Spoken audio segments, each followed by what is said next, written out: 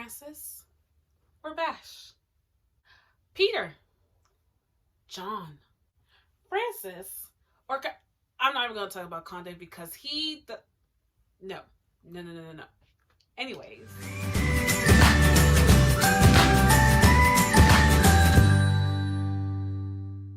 Hey guys, it's Chanel, aka Fervently Reads, and we're going to be talking about love triangles. It's one of those guilty pleasure things. If done really well, this could probably be the best thing in your story. So love triangles is when there's one character and two other characters who are fighting over that one character to be in love or in a relationship, whatever. They're just fighting over one person and there's three people involved, hence the triangle aspect of it. It's something that we see all the time on TV and all the time in writing. I thought it would be a good idea to talk about love triangles and what I actually don't like about them. Now, keep in mind, these are my opinions, and at the end of the day, we're writers. We're going to do whatever we want. It's our story. If we feel like this is necessary, it has to happen, then by all means, go ahead. I'm just going to talk about what I've seen with love triangles and what I just despise about it. Infidelities. I hate when there's a love triangle and then these people are obviously married, obviously in a relationship, yet they're looking elsewhere. Now, when I was younger, when Scandal came out, I was so excited. It was written by Shonda Rhimes. I was a big Grey's Anatomy fan, so of course I was going to watch Scandal. And Scandal is an amazing show. Well, until this last couple of seasons, and then I just kind of gave up. I was like, ugh. It was a chore watching Scandal. But it was an interesting show. I loved Olivia Pope as a character. I love her whole, crew and everything. It was great. But the one thing I didn't like about the show was her relationship with Fitz. Yes, the president, Tarzan, whatever. I could not stand it. I know some writers may feel like they need that one piece of good drama to build up that tension, but I just wish it's not love triangles with married people or people in relationships. I feel like that makes no sense. Why are we doing this? Either be with the person or break up with the person. I feel like it should be as simple as that. And the main thing I just really didn't, other than the fact that Fitz was a whole married man with a wife that was alive and at one point was carrying a baby, I believe. I just didn't like how sometimes they really try to make the wife, Melly, they try to make her the villain, and I was just so confused. I was like, why? This woman has put up with so much with her husband cheating, and we're trying to make her the villain? Why? It makes no sense. How do you do that? How do you talk yourself into believing anything you want to believe? Convince yourself that you are completely blameless in every situation. What kind of messed up cognitive processes go on in that tiny little head of yours to make all that happen? Tell me about all the damage I've caused. Oh, that's right, baby. Take another sip. We're just getting started.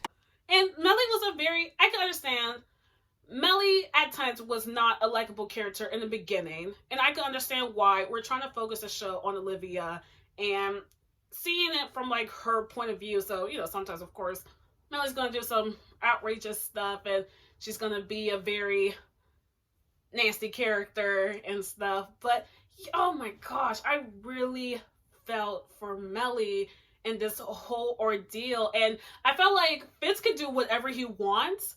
And if Melly did something that was half as bad as what he did, she gets so much heat for that.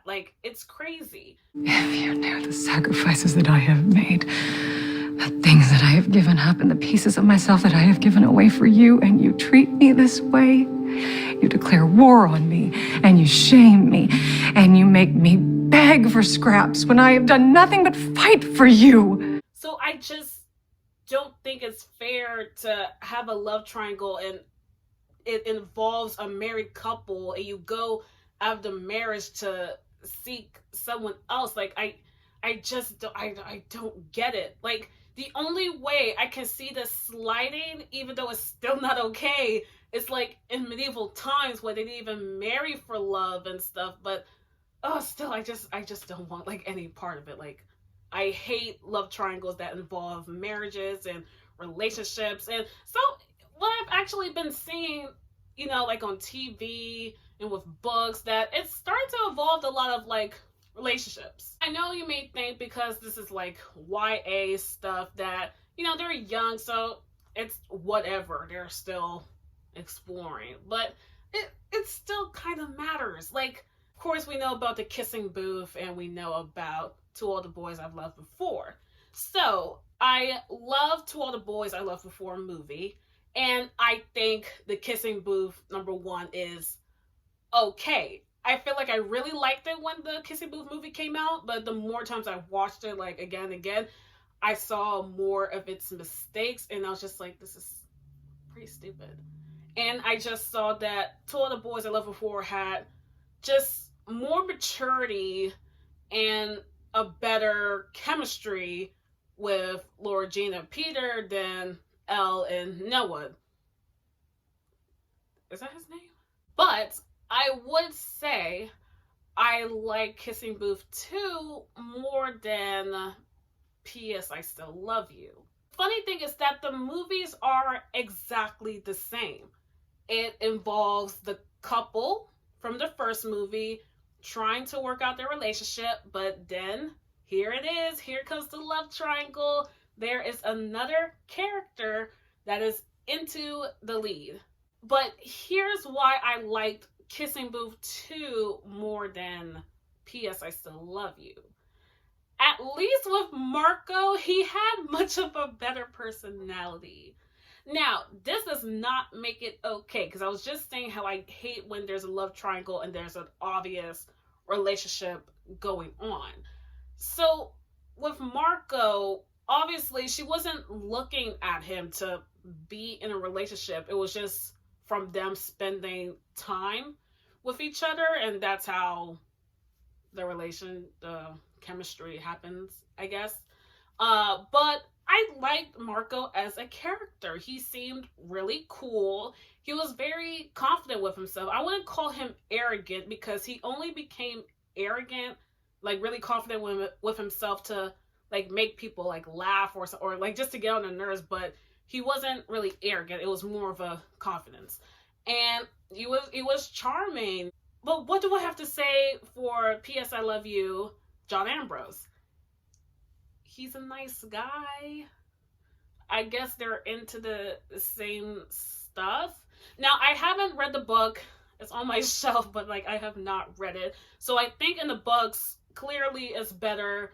John Ambrose probably has like a better personality, but what I see in the movie is that I just see that he's a nice guy, and I guess he's less complicated, and I guess he's the guy that's always supposed to be, he's a better choice than what you do have. Come on, bro. It's not worth it. Yes, she is. Yeah, it's not worth it. Ugh. That brings me to my second point. Personality. There has to be a reason why these two characters are fighting over one character. There has to be a reason.